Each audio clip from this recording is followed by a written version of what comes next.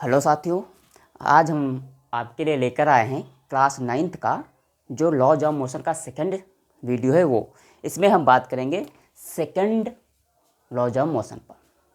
क्या है न्यूटन का सेकंड लॉज ऑफ मोशन। उससे पहले हमें मोमेंटम के बारे में पता होना चाहिए, और मोमेंटम से मुझे पहले मास के बारे में पता होना चाहिए। तो मास क्या होता है, हम थोड़ा उस पर बात करेंगे।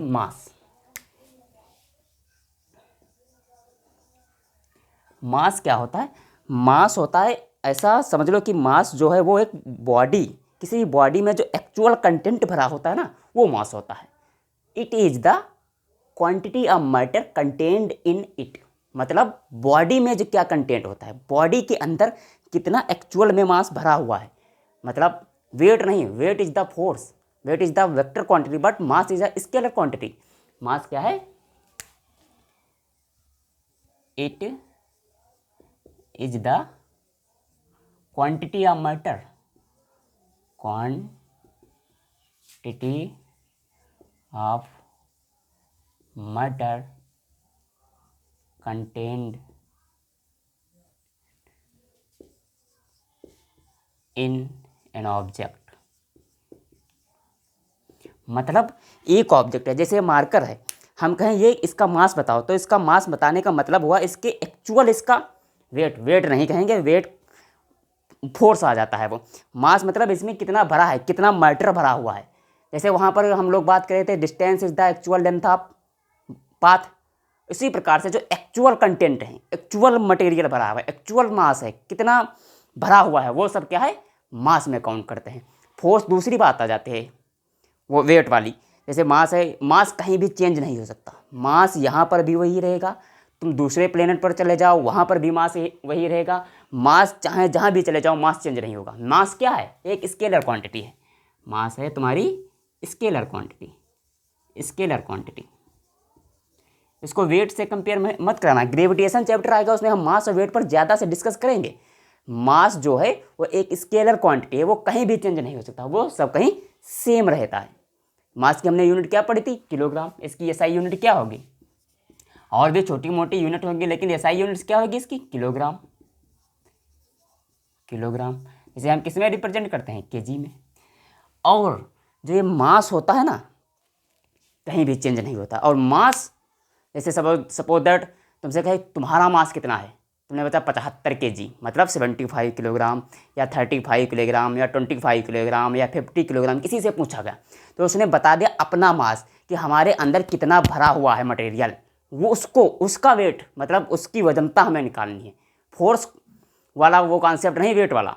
मतलब मास कितना एक्चुअल भरा हुआ है, स्केलर क्वांटिटी है ना, उसके अंदर एक्चुअल कंटेंट कितना भरा हुआ है।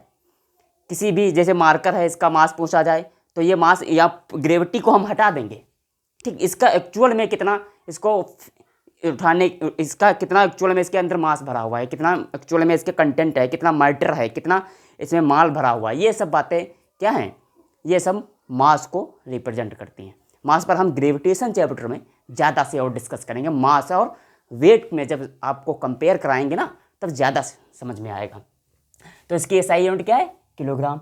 ये एक स्केलर क्वांटिटी है, और ये जीरो नहीं हो सकता। अगर मास जीरो हो गया तो वो बॉडी एग्जिस्ट नहीं करेगी। किसी भी ऑब्जेक्ट का कुछ ना कुछ तो मास जरूर होगा। अगर उसका मास ही नहीं हुआ तो बॉडी ही नहीं है, ठीक है। और क्या है, अब इसी के बाद आता है तुम्हारा, इसी के आगे हम लाएंगे मोमेंटम। मोमेंटम क्या है? देखो मोमेंटम यहाँ तक है, ये सब कहीं सेम रहता है। कहीं भी चले जाओ दुनिया में यूनिवर्स में कहीं पर भी चले जाओ, अर्थ पर चले जाओ, अर्थ पर तो हम ही हैं, मून पर हो, सन पर हो, जुपिटर पर हो, यूरेनस पर हो, सैटर्न पर हो, चाहे जहाँ भी हो, किसी भी मास कहीं भी चेंज नहीं होगा। अब आता है हमारे पास मोमेंटम। मोमेंटम क्या होता है? मोमेंटम होता है motion of a mass, mass in motion.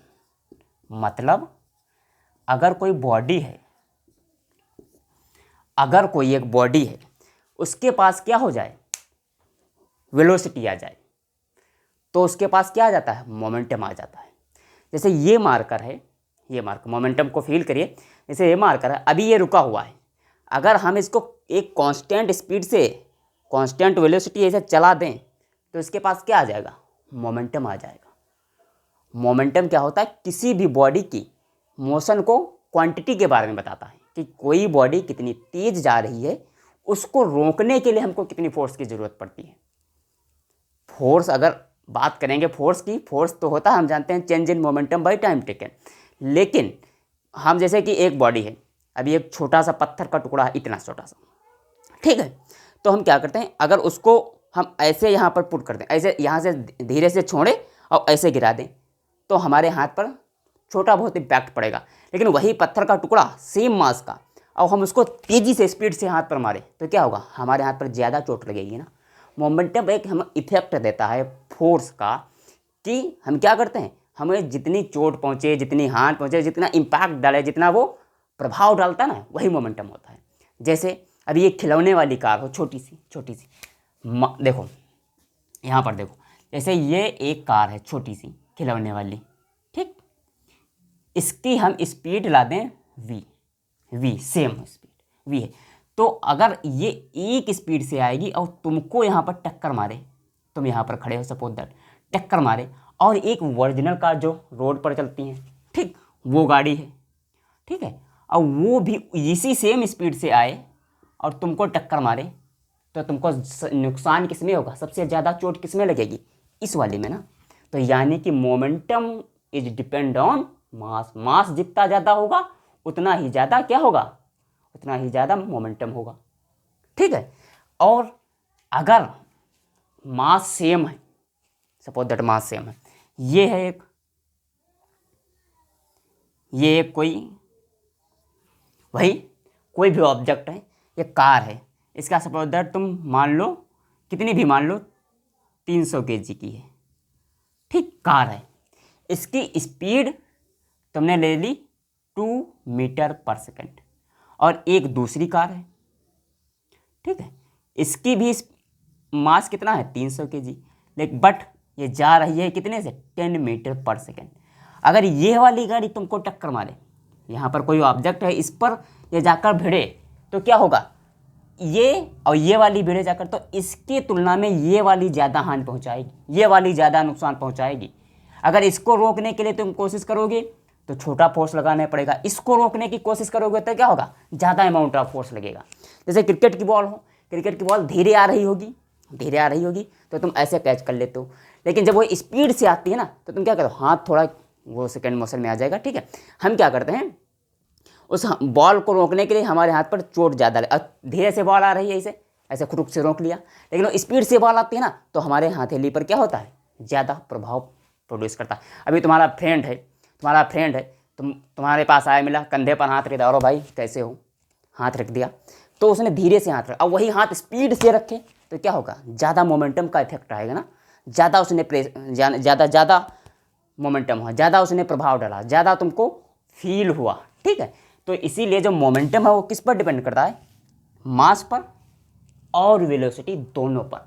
Mass same है, अगर वेलोसिटी हम बढ़ा दें एक दूसरे के रिस्पेक्ट में तो क्या होगा, मोमेंटम उसका ज़्यादा हो जाएगा जिसकी वेलोसिटी ज़्यादा है। अगर जिसकी भी वेलोसिटी ज़्यादा है, ठीक, अगर वेलोसिटी सेम है, अगर मास किसी का ज़्यादा है, दोनों में से दो ऑब्जेक्ट है, मास उसका ज़्यादा है और वेलोसिटी सेम है, तो जिसका मास ज़्यादा होगा उसकी मोमेंटम ज़्यादा होगी। तो ये क्या होगा, इट इज, लिख देते हैं डिफिनीशन यहाँ पर, momentum of an object is defined as the product of its mass and velocity. जितना ज़्यादा मास होगा उतना ज़्यादा मोमेंटम होगा, जितने ज़्यादा वेलोसिटी होगी उतने ज़्यादा मोमेंटम होगा।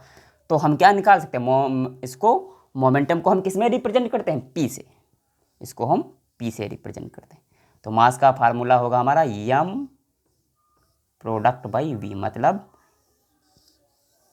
ये होगा P equal to M V, M is the mass, V is the velocity.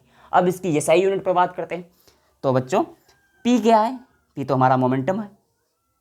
m मास, मास की एसआई यूनिट क्या है, केजी, केजी लिख लेते हैं यहाँ पर। वेलोसिटी क्या है, वेलोसिटी की एसआई यूनिट क्या है, मीटर पर सेकेंड, मीटर पर सेकेंड कुछ ऐसे लिखते थे। तो इसकी जो p है मोमेंटम है, इसका एसआई यूनिट क्या बनेगी, केजी, ये m आया, और ये इसको हम ऊपर ले जाएं, इसे अगर प्रोडक्ट में लिखें तो ये केजी मीटर पर सेकेंड, चाहे इसको तुम इस तरीके से लिख लो, केजी मीटर पर सेकेंड, ये तुम्हारी एसआई यूनिट हो गई मोमेंटम की। और मोमेंटम का डायरेक्शन भी होता है, जिस प्रकार देखो, mass is the scalar, velocity is the vector, product of both quantity is vector. जिस प्रकार से माइनस प्लस का प्रोडक्ट करोगे तो माइनस आएगा ना, उसी प्रकार से स्केलर और वेक्टर का जब प्रोडक्ट करेंगे तो वेक्टर आएगा। तो यहाँ पर वेक्टर है, तो ये मोमेंटम कैसी क्वांटिटी हो गई, ये मोमेंटम हमारी हो गई वेक्टर, वेक्टर क्वांटिटी। अब ये वेक्टर है, अब पूछोगे इसकी डायरेक्शन किस तरफ होगी, डायरेक्शन इसकी उस तरफ होगी जिस तरफ वेलोसिटी की डायरेक्शन होगी। अगर ऑब्जेक्ट ये है, यहाँ पर देखते हैं, अगर ये ऑब्जेक्ट है ये इस तरफ जा रहा है तो इसके मोमेंटम की डायरेक्शन भी इसी तरफ होगी, अगर वो स्पीड में है। अगर मोमेंटम की सुनो, अगर वेलोसिटी है, वेलोसिटी अगर हम जीरो कर दें, यहाँ पर वेलोसिटी क्या कर दें, अगर वेलोसिटी उसकी जीरो हो जाए तो मोमेंटम क्या होगा, जीरो। क्यों क्यों होगा जीरो, क्योंकि p equal to M V, अगर v को हम लोग जीरो कर देते तो m into V equal to zero. ठीक, ये हुआ तुम्हारे मोमेंटम का कॉन्सेप्ट।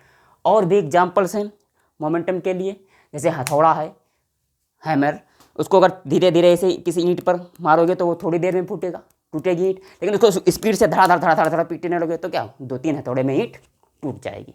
मतलब कि ज़्यादा स्पीड से तुमने उसी हथौड़े को मारा तो क्या हुआ, ज़्यादा प्रभाव पड़ा ईंट पर, वो जल्दी टूट गई। मोमेंटम का मतलब यही है कि एक बॉडी 1 किलोग्राम, अगर इसकी हम यहाँ पर पूछें कि ये एक क्या होगा, यहाँ पर जैसे मोमेंटम है, अभी देखो अगर 1 केजी का मास है, 1 केजी मतलब 1 किलोग्राम का मास है, ठीक है, अगर उसके पास स्पीड कितनी हो, 1 मीटर पर सेकेंड, तो यहाँ पर होगा 1 इंटू 1 मतलब 1 मोमेंटम, 1 केजी मीटर पर सेकेंड। मतलब 1 किलोग्राम के ऑब्जेक्ट जब 1 मीटर पर सेकेंड की स्पीड से जा रहा है तो उसको रोकने के लिए, मतलब वो उसका मोमेंटम कितना होगा, वो 1 केजी मीटर पर सेकेंड होगा। ये जो मास था ना, ये इनर्शिया को भी नापने की क्वांटिटी है। हम पहले बात कर रहे थे, जितना ज़्यादा मास उतना ज़्यादा इनर्शिया, उसको रेजिस्ट करने की बताए थे ना। जो इनर्शिया है ना, वो क्या होती है, रेजिस्ट टू चेंज, मतलब चेंज करने की क्या होता है, रोकने की कोशिश करता है इनर्शिया। इनर्शिया डिपेंड करता है मास पर, जिस प्रकार से इनर्शिया मास पर डिपेंड करता है उसी प्रकार से मोमेंटम भी मास पर डिपेंड करता है। लेकिन वो दूसरी बात है कि इसमें वेलोसिटी भी आ जाती है। ठीक है, अब इस पर एक न्यूमेरिकल लगाते हैं।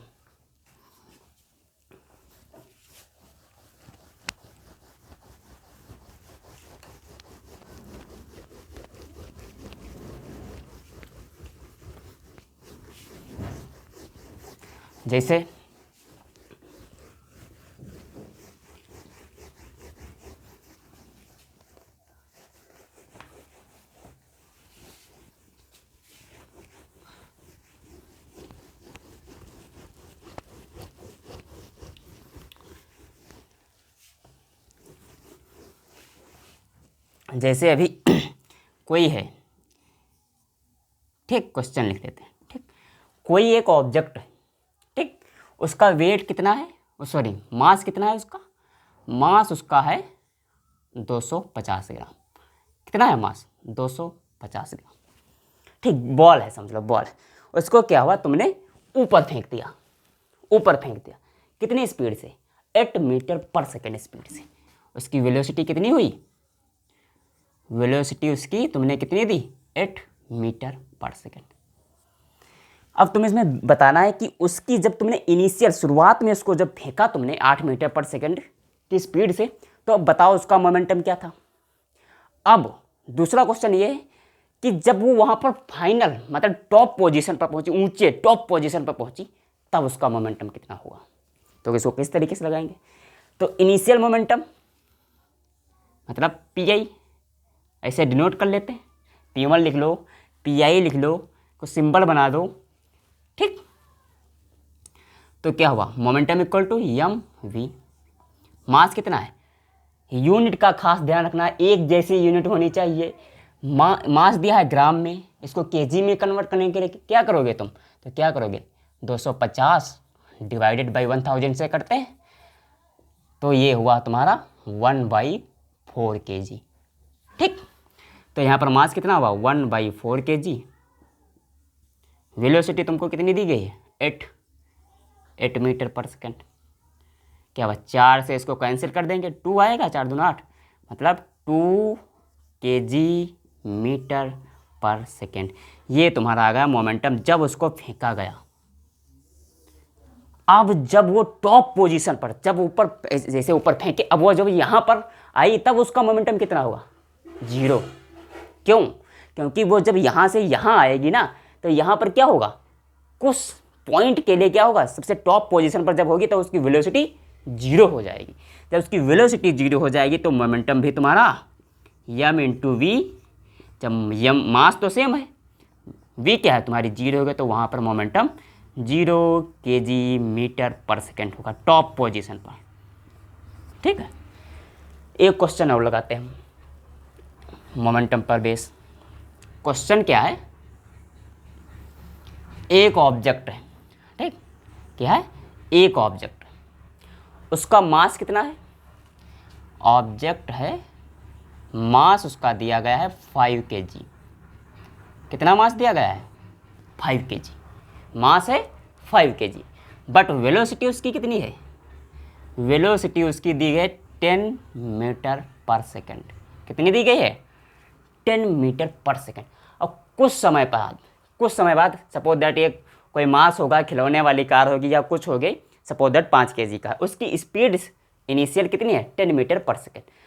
कुछ समय पश्चात ऐसा हुआ, क्या हुआ कि इसका मोमेंटम क्या हुआ 70% इंक्रीज हो गया।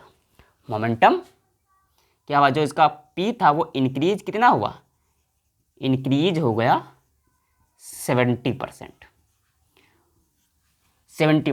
मास वही है, ऑब्जेक्ट है, ठीक, मास जा रहा था, ठीक है, उसके पास स्पीड कितनी थी 10 मीटर पर सेकेंड।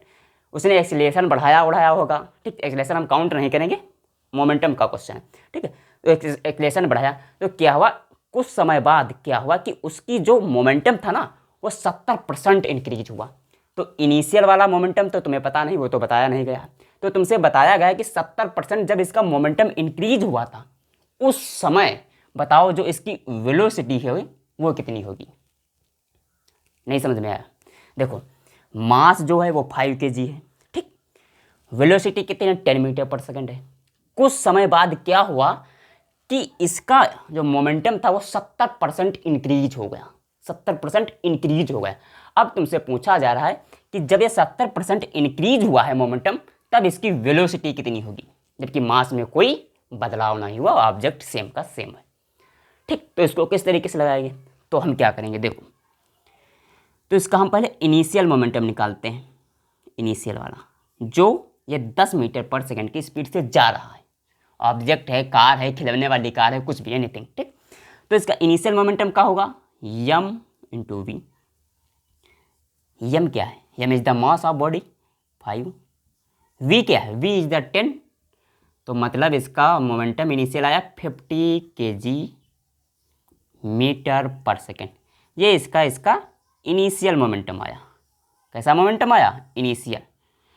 अब बोल रहा 70% इंक्रीज हुआ है, 50 का 70% इंक्रीज हुआ है, समझे। तो 50 था, ठीक, 50 था, और 50 का जब 70% इंक्रीज होगा तो मोमेंटम कितना हो जाएगा। अगर किसी चीज़ का परसेंटेज निकालते हैं ना, उसके 17/100 से मल्टीप्लाई कर देते हैं ना, तो ये फिनिश मतलब कि उसका 35 kg मीटर पर सेकंड मोमेंटम बढ़ गया।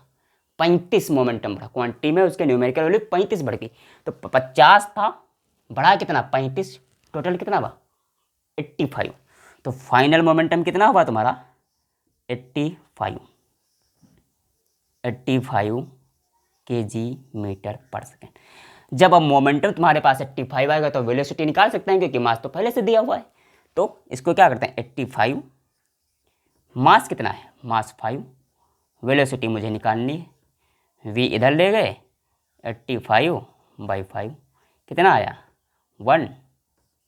17, यही तो आएगा 5, यही आएगा 5 कम 5 बचा 3, 5 से 35 मतलब 17 kg मीटर पर सेकेंड। ठीक, ये तुम्हारा आ गया मोमेंटम। अब वो सॉरी इतनी वेलोसिटी उसकी होगी जब वो 70% इंक्रीज कर देगा मोमेंटम। इसमें वो पूछ सकता था कि बताओ जब उसकी 70% उसका मोमेंटम इंक्रीज हुआ उस समय उसकी वेलोसिटी कितनी इंक्रीज हुई है, तो ये भी लगा सकते हैं। तो क्या करते हैं 17 है, 17 इसकी फाइनल वेलोसिटी हुई, इनिशियल में कितनी थी इसकी 10, मतलब इंक्रीज वेलोसिटी कितनी हुई 7 इनिशियल कितनी थी 10 इंटू 100, मतलब कि उसकी वेलोसिटी भी 70% इंक्रीज होगी, तब उसका जाकर मोमेंटम भी 70% इंक्रीज होगी। ठीक है, ये उसका परसेंटेज आएगा इंक्रीज का 70%। ठीक है, अब इसमें ये भी पूछ सकता था कि उसकी वेलोसिटी कितनी ज़्यादा है, तो हम बता देंगे 10 से 7 उसकी ज़्यादा होगी तब उसका मोमेंटम 70% इंक्रीज होगा। ठीक है, अब क्या करेंगे हम, जो सेकंड लॉज ऑफ मोशन है वो हम अगले लेक्चर में डिस्कस करेंगे। ठीक है, हाँ अगले लेक्चर में ही उसको लेकर आएंगे, तब तक के लिए पढ़ते रहें।